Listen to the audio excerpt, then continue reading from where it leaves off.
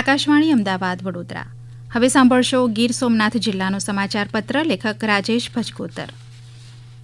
ગીર સોમનાથ અરબી સમુદ્રના કિનારે આવેલા પર્યટન સ્થળ ધરાવતો જિલ્લો છે. જિલ્લામાં હાલમાં ભારે વરસાદના લીધે નદી નાળાઓમાં ભારે પૂર આવ્યા છે.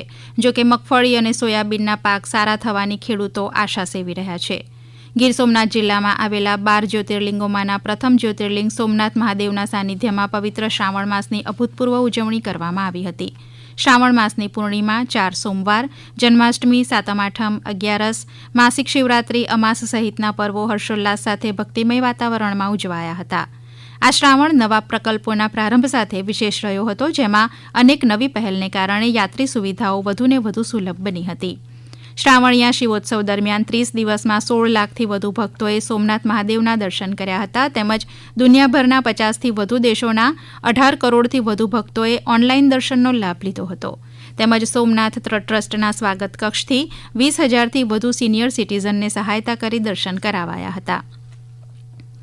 શ્રાવણ માસ પર્યંત દેવાધિદેવ સોમનાથ મહાદેવને ભક્તો દ્વારા 800થી વધુ ધ્વજારોહણ, 1200 જેટલી સોમેશ્વર મહાપૂજન, 9,797 રુદ્રાભિષેક સહિતની પૂજાવિધિ સાથે શ્રદ્ધાળુઓ ધન્ય બન્યા હતા.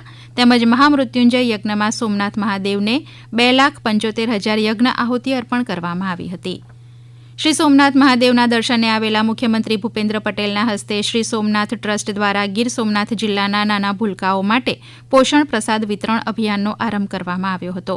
શ્રી પટેલે ભૂલકાઓને લાડુ ખવડાવીને આ સેવાનો પ્રારંભ કર્યો હતો.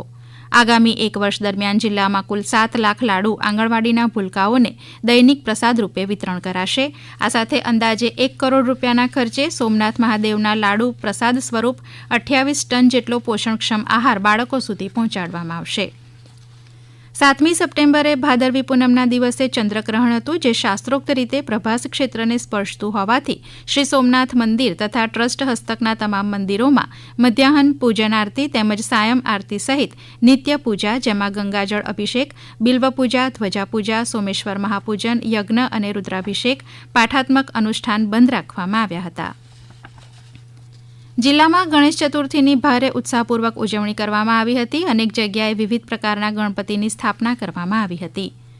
ગીર સોમનાથ જિલ્લાના વેરાવળમાં મહિલા અને બાળ કલ્યાણ વિભાગના મંત્રી ભાનુબેન બાબરિયાના અધ્યક્ષસ્થાને નગરપાલિકા કોમ્યુનિટી હોલ ખાતે જિલ્લા કક્ષાનો પીએમ કિસાન ઉત્સવ દિવસ કાર્યક્રમ યોજાયો હતો. જેમાં 20મા હપ્તામાં જિલ્લાના ખેડૂતોના ખાતામાં 24 કરોડ 77 લાખ રૂપિયા જમા કરાવવામાં આવ્યા હતા. આ કાર્યક્રમમાં નારીવંદન સપ્તાહની ઉજવણીના ભાગરૂપે મંત્રીશ્રી અને મહાનુભાવોના હસ્તે બેટી બચાવો બેટી પઢાઓ અંતર્ગત વહાલી દીકરી મંજૂરી હુકમ, વહાલી દીકરી વધામણા કીટ, એજ્યુકેશન કીટ સહિત મુખ્યમંત્રી કૃષિ યાંત્રિકીકરણ યોજના અંતર્ગત ટ્રેક્ટર, પાવર થ્રેશર, રોટાવેટર સહિતના લાભોના મંજૂરી હુકમ અને પ્રમાણપત્ર એનાયત કરવામાં આવ્યા હતા. દર વર્ષે 10મી ઓગસ્ટે વિશ્વભરમાં સિંહોના સંરક્ષણ અને તેમના મહત્વ વિશે જાગૃતિ ફેલાવવા માટે વિશ્વ સિંહ દિવસની ઉજવણી કરવામાં આવે છે.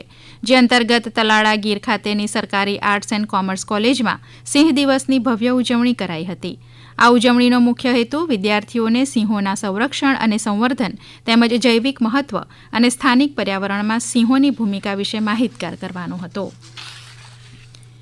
79મા સ્વતંત્રતા પર્વની ઉજવણી ગીર સોમનાથ જિલ્લામાં પાણી પુરવઠા મંત્રી કુંવરજી બાવળિયાની અધ્યક્ષતામાં ગીર ગઢડા ખાતે કરવામાં આવી હતી. ગીર ગઢડાના ક્રિષ્ના પાર્ક સોસાયટીના મેદાનમાં સ્વતંત્રતા પર્વની દબદબાભેર ઉજવણી સાથે મંત્રીશ્રીએ આન બાન શાન સાથે ત્રિરંગાને સલામી આપી ધ્વજવંદન કર્યું હતું. આપ સાંભળી રહ્યા હતા ગીર સોમનાથ જિલ્લાનો સમાચાર પત્ર. લેખક રાજેશ ભજકોતર. પ્રસારણ આકાશવાણીના અમદાવાદ વડોદરા કેન્દ્ર પરથી કરવામાં આવ્યું.